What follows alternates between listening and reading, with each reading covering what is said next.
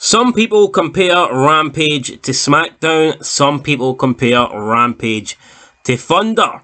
I'm going to compare Rampage to some dog shite on the bottom of my shoe, because that's exactly what Rampage is, dog shite. So we're back, guys, Fog Wrestling, with your AEW Rampage review for the 18th of March, 2022. I mean, watching this show, I feel like I'm in about 2062 and I'm about to die of old age.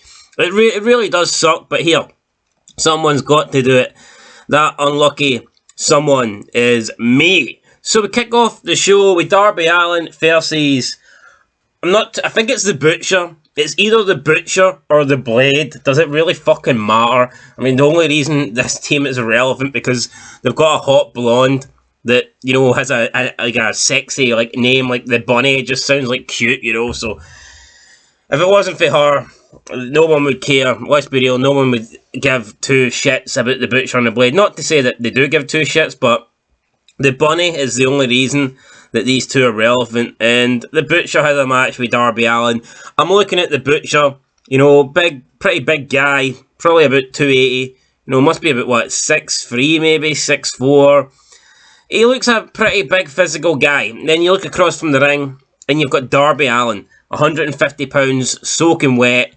Darby Allin, at best, must be like 5'9", 5'10". It's a complete mismatch. There's no way Darby Allin should be winning. But when Darby Allin does, he beats him by count out, hits the coffin drop on the outside. Darby Allin rolls back in, but the Butcher doesn't make it in on time. So Darby Allin wins. After the match, a bunch of guys come out, and I'm going to call it, I think it's Private Party. Private Party and some bald dude. I'm not too sure who it is. I don't know if the bald dude's the Blade. I'm not too sure, but they come out, they attack Darby Allin and Sting from behind. It's a 3-on-2 beatdown, and then the Hardys come out. The four of them are in the ring. They chase off the pack. Matt Hardy challenges them to an 8-man tag tonight, but they don't want none, and Andrade leads them away. And that is it. Jeff Hardy speaking about how he felt like he was worthless in WWE, that they had nothing for him, and that he can't wait to be in AEW. I mean, is this really great? Really, Jeff? You're on the B show, making a run-in, and then standing next to your brother while he talks, and you're just standing there looking like an idiot. This is really better than what you were doing in WWE. Now, I know WWE should have booked Jeff Hardy better. I 100% agree that Jeff Hardy should have been utilised better. You know, should have been pushed as a star, because he is. But at the end of the day, I mean, let's be honest, they did give him they gave him a chance. They tried to push him as arguably, you know, the second top guy. Obviously, Cena was another brand. They tried to make Jeff the face of SmackDown, and he wasted it, you know, with his drug addictions and just being an arsehole in general. Same thing happened in TNA. He gets the World Heavyweight title put on him in TNA, and he fucks it all up. So, I mean, Jeff Hardy, on 2 occasions, has been pushed to the moon. He's had the world title on both companies, and he's fucked up, hasn't he? So, yeah, he'll probably fuck up in AEW as well, but instead of complaining and bitching as to why, you know, he never got another chance, another title run in WWE, maybe he needs to look at himself. Maybe it's more to do with his issues and the fact that he cannot be trusted. If Jeff Hardy got on like John Cena, if Jeff Hardy set an example like Cena, then I've no doubt in my mind Jeff Hardy would have probably been like a 7-8 time, you know, world champion, and he would have been featured, you know, throughout the years in a big top spot in WWE. He would have had WrestleMania main events. I've no doubt in my mind that would have happened, but like I said, you know, he doesn't get on like John Cena. He gets on like a junkie, an unprofessional junkie. So we'll see how Jeff gets on in AEW, but is him really coming out standing next to Matt while Matt's fucking issuing an 8-man tag challenge? Is that really the creative, like, freedom and stuff that he wanted? So I don't think so, but yeah, apparently that's what Jeff wanted. Then we move on. We have Layla Hirsch versus Red Velvet. I don't like being mean to people, but I just can't take Layla Hirsch seriously as a wrestler. Or it's not necessarily just her height. Now, she is really small. She's like 4'8", I believe. Now, I don't know if that classifies you as a midget, but she's extremely small. But it's not just that.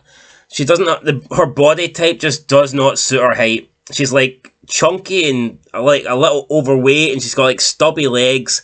And I don't know, maybe she is legit a dwarf, but I just can't take her serious in the ring, especially when she's facing bigger people, like, for example, Chris Statlander. I honestly cannot see how Chris Statlander ain't beating Layla Hirsch. Like I said, it's not like she's not like a Rey Mysterio like figure, you know. She's like a chunky small person, and when it just doesn't look right when she's moving about the ring. When she's trying to do moves, nothing looks good. And I'm not bashing her, like, but yeah, she just, I don't know, man. I don't think she'd be in a wrestling company. But we look at AEW, and they'll hire anybody, even the freaks. You know what I mean? The Sonny Kisses of this world, man. They can come in and they can rub their crotch in your face, and it's all good in the hood in Tony Khan's world. But nah, for me, I prefer to see actual people that look like wrestlers wrestling. And I don't think Layla Hirsch looks like a wrestler. She doesn't look like a model. And I'm not saying she's ugly, because she's not, but again, her body just doesn't look right. If you're being honest with yourself, you'll admit that too. But yeah, she takes on Red Velvet. She goes to hit Red Velvet with the wrench, the same wrench that she hit Chris Statlander with to beat her. Chris Statlander came out, I don't know what she was wearing, but it was kind of weird looking. I mean, she's trying to be sexy, but she also kind of looks like a man at the same time, so fuck knows what's happening with this AEW women's roster. But yeah, then she takes this wrench off her. Red Velvet rolls her up. Red Velvet wins. Red Velvet beats Layla Hirsch. I think Layla Hirsch was above Red Velvet in the rankings or something, so I don't know. What does that mean? Does that mean Red Velvet goes above Layla Hirsch? I don't know. Layla Hirsch will probably be upset she lost. Maybe Red Velvet will bake her a cake to make things up for her, but that was it. That was that match. Then we moved on to America's Top Team backstage. Dan Lambert was cutting a promo. Scorpio Sky's just standing there. I mean, he's just a guy, isn't he, really? He's just a guy that does the moves, and Dan Lambert's going to be the mouthpiece. You could insert anybody in Scorpio Sky's position. Again, I was going to say I'm not bashing Scorpio Sky. I probably am. The guy's nothing special. He's just a guy. He's just a guy in a pair of trunks, really, or a pair of tights, having matches. You could stick, just insert generic wrestler into that spot, and Dan Lambert is the guy, really, that's doing the talking for him. Dan Lambert's the guy that people have got the heat with. Dan Lambert's the heel. Scorpio Sky's just the guy that, does the moves in the ring, and he's not a legend in the ring, let's put it that way. He's nothing special in the ring. He wrestles just like every other AEW indie guy, so it is what it is. Paige Van Sant grabbed the mic, cut a promo, says she looks, better than any woman can dream of looking. She fights better than any man can dream of fighting. And something about if you get on the Van Sant train or you get run over. And you know what? It was a decent wee promo for Paige Van Sant. A lot of people not happy with Paige Van Sant being in AEW. It's not fair that she comes into the company while there is, talents that are being underutilized. Like, let's be real.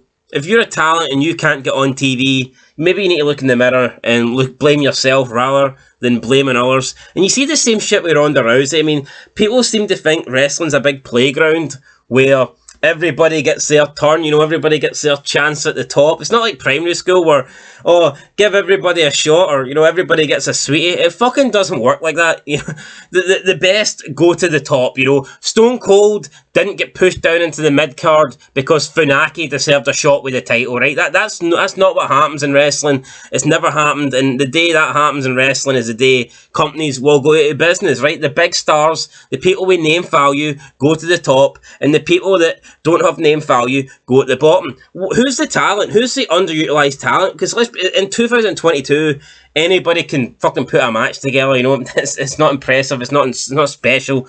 You need to have a character. You need to have like the it factor. And I'm pretty sure all these people that are apparently being pushed under Paige Van Sant, they don't have it. Now, I'm not saying Paige Van Sant's on the same level as Ronda Rousey. Of course, she's not. But she does have name value, and she's hot. So for that reason alone, she is going to be a decent. She's going to play a decent role in the company. She's not going to be relegated to dark AEW dark matches on YouTube. You know, if you've got Paige Van Sant, then you're going to use her. And it's as simple as that. Who's that person having the company? Blue Pants? I mean, what names? Who are you going to put on TV? Paige Van Sant or fucking Blue Pants? How about Shit Pants, right? Shit your pants, get out the building. You're not needed in AEW or any wrestling company. We then had House of Black versus three guys. Now, sometimes I try and bury people and say I don't know who they are. But I legit do not know who these three guys were. El Del Figio or some pitch like this? I don't know. The House of Black win. Buddy Matthews picks up the win.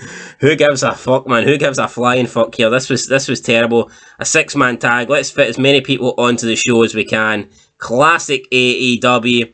Then we had Max Caster main event versus big fat Keith Lee. I don't know if anyone told them, but they were wearing the exact same colours. Caster's wearing black and purple. Keith Lee's wearing black and purple. Whatever happened to, you know, the code where you're not supposed to dress in the same colour? Yet these two are having a match. They look more like they belonged in a stable together, you know, rather than fucking in a match against each other. Keith Lee wins. Swerve Scott turns up. Another guy, I have no idea who this guy is. Apparently, he's in the new WWE 2K22 game. Forgive me if I haven't played with him. Forgive me if he was not my number one pick. You know, God forbid, I would rather play as Brock Lesnar or I'd rather play as the late Razor Ramon than play as Scott Swerve. And he comes out, helps Keith Lee, shakes his hand after the match, and that is it. So boom, guys, there's your AEW Rampage. Very forgetful show. I'll give it a 1 out of 10. I mean, the matches weren't anything bad. I mean, it was nice seeing Butcher beat up Darby Allin.